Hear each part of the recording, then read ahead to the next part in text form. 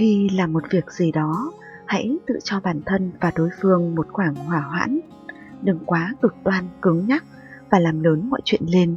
Làm gì cũng hãy biết để ý đến cảm xúc của người khác. Những lời oán hận, phàn nàn. Trong cuộc sống này, ai cũng phải trải qua những ưu phiền, khó khăn trong cuộc sống. Những lúc như vậy thì đa số mọi người đều chọn cách than phiền và muốn trút bầu tâm sự khi gặp chuyện không may.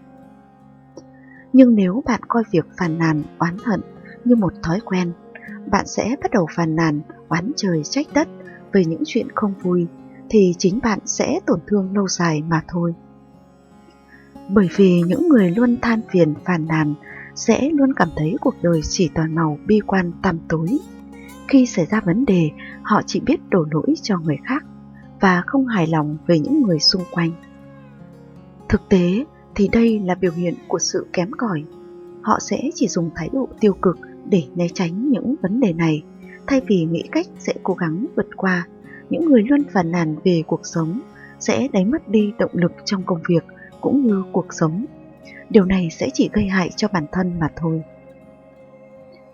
Châm chọc người khác. Một người trên miệng lúc nào cũng thường xuyên nói những lời châm biếm trêu chọc người khác thì rất dễ bị người khác ghét bỏ, bởi mỗi lời bạn nói ra có thể sẽ làm tổn thương đến người khác. Một lời nói vô tình có thể sẽ làm tổn thương đến những người xung quanh. Người nói lời vô ý nhưng người nghe thì hữu ý. Đừng dùng những lời nói làm tổn thương người khác vì niềm vui nhất thời. Điều này sẽ làm tổn hại rất nhiều đến mối quan hệ giữa hai người. Đây là lý do có người được ưa chuộng, có người lại không. Đó là vì họ có tính tự chủ mạnh mẽ, biết nên nói gì và không nên nói gì. Không phải vô cớ mà tai họa từ miệng mà ra. Đôi khi chỉ một cái miệng thôi cũng có thể làm hỏng rất nhiều việc, nên bạn phải thận trọng khi nói. Lời lẽ cực đoan. Khi làm một việc gì đó, hãy tự cho bản thân và đối phương một khoảng hòa hoãn.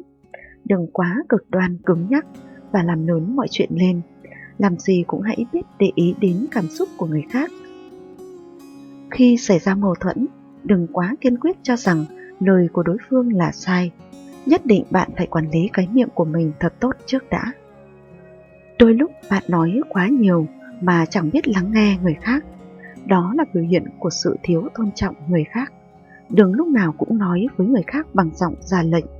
Ai nghe giọng như vậy cũng sẽ cảm thấy vô cùng khó chịu.